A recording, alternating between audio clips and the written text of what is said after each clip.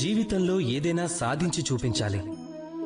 ఆకాశంలో ఎలాంటి హద్దును తాకాలంటే దాన్ని తాకాలి అనే విషయం గురించి మీరు ఎప్పుడూ ఆలోచించకూడదు.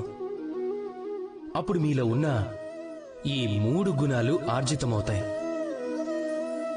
మొదటిది, మీ లక్ష్యాన్ని పొందాలనే కోరిక, శ్రద్ధ.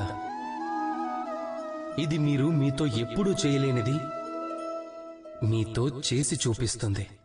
ఇక రెండవది, సాహసం, సంక్షోభాన్ని చేపట్టే సామర్థ్యం.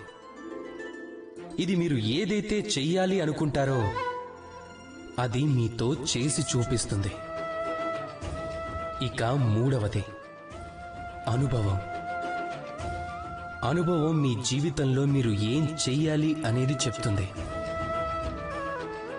ఎవరైతే శ్రద్ధ, సాహసం ఇంకా అనుభవం ఈ 3 గుణాలను అర్థం చేసుకుంటారో వారు ఈ ప్రపంచంలో పొందలేనిది అంటూ ఏదీ ఉండదు. వారు ఎల్లప్పుడూ సంతోషంతో ధ్యానిస్తారు. రాధాకృష్ణ.